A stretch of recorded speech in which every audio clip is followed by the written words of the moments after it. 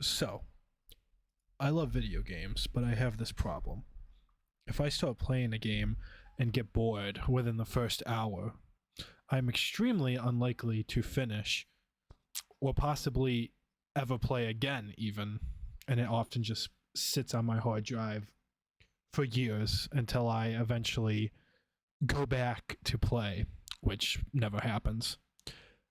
I must have dozens, if not hundreds, of games that will never be finished. But this has prompted a genius idea and premise for a new series, the 1 hour review. Just like the name sounds, I'll be picking a game that I've never played before and playing it for 1 hour. I'll then review the game based on the first hour, pointing out a few of my idiosyncrasies or even things that it does really well.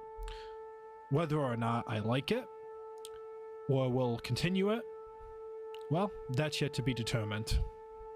Today's game will be Stray. Stray is a puzzle-based platformer released in 2022, developed by Blue 12 Studio, whose first game is Stray. This is their first release. It's been out for a little under a month at the time I'm recording this, and so far it's a huge success. I think everyone tied in with the indie community had already expected this to be very big and a very popular game, and a week in it was already very highly downloaded, and now we're a month in. It is sitting at a 10 out of 10 on Steam right now, of almost 2,000 people reviewing it. So a quick synopsis, basically, is Stray is a game where you play as a cat, obviously, who falls into a walled city that is being dubbed Dead City by the game itself, which is only populated by robots and other machines and a mutant bacteria. Through my first hour of playing, I'm assuming is called the Zerk.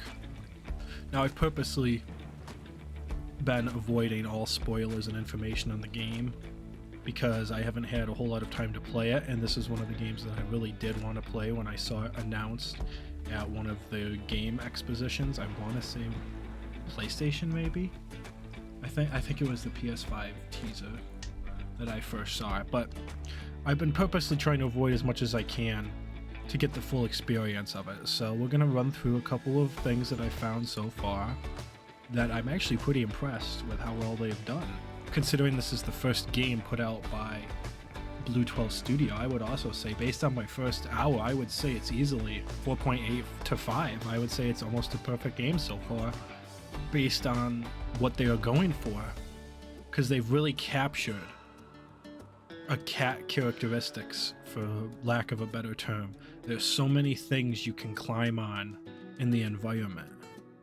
You can climb on barrels, you can jump onto the most random of things, and it's really unlike any other animal simulator that they have. I mean, I know it's not trying to be an animal simulator, but it really feels like one, but with a point, with a purpose. Easily, the first 10 to 15 minutes of the game is just exploring the wilderness and climbing and jumping from branches to platforms to logs to everything else. And basically the first, I would say, 10 to 15 minutes before you enter the city is just going through the basics. You know, you got your interact button, you got your run, you got your jump, and then of course, as required by any cat game, you have the dedicated meow button, which is actually pretty adorable. Especially how if you do a big jump, every time he lands, you'll hear a yip or a meow, much like a cat will do sometimes. So, like I said, it's a puzzle-based platformer, so there's not going to be any really boss fights, as far as I can tell. There's not a whole lot of conflict.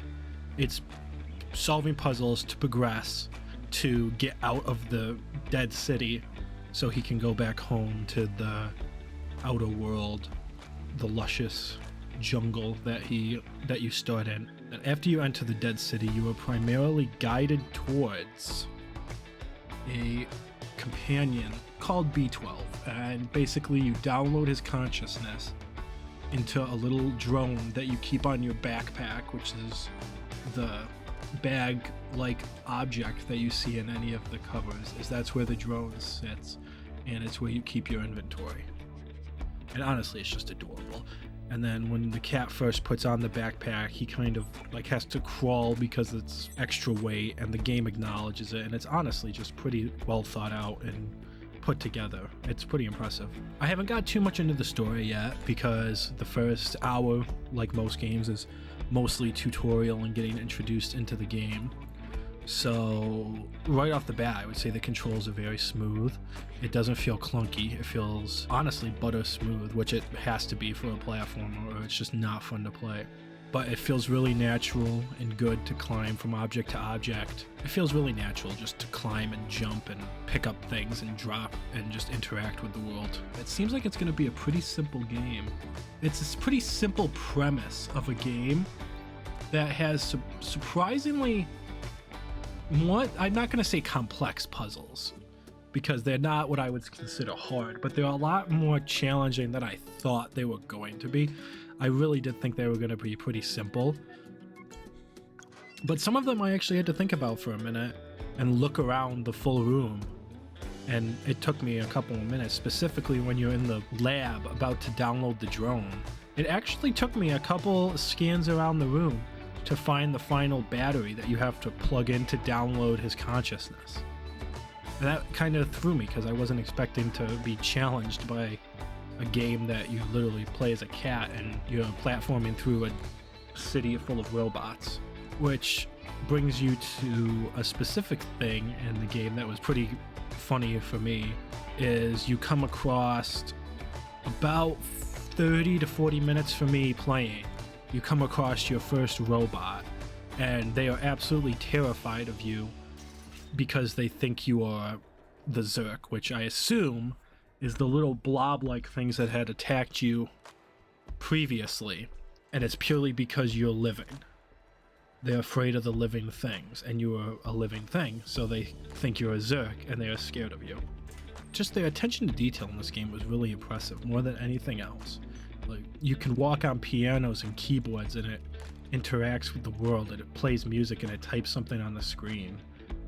And even that, because it really is impressive how they got the characteristics of a cat into a game so well and so precise. So it is an indie game. It is a little bit, there's not a whole lot to really say about it without actually playing it and playing the full game. I am only, I'm about 2 hours in at this point, but it really is a good game. And one of the things that I was pretty surprised about at launch was that you could only play as one cat. And sure enough, the community has stepped in and modders have created so you can add any cat you want, and obviously your cat, so you can play as your cat in adventure. And it's pretty, it's not really that, it's more surprising that the developer didn't do that from the beginning and didn't offer you the ability to pick a cat more closely looking to like your own cat. So I wouldn't be shocked if that became an official feature in the future, but I thought they started adding these mods pretty fast.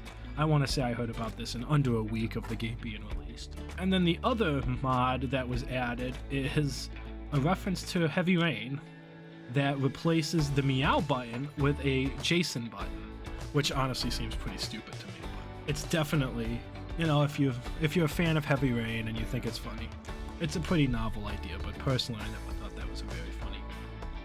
But it's there if you want it. But yeah, there's not a whole lot to say other than, it's a really good game. It feels really smooth. It's a really good first showing from these developers, and I can't wait to finish the game and fully experience it, because I really do think it's going to be a 10 out of 10 and a very popular game for years to come.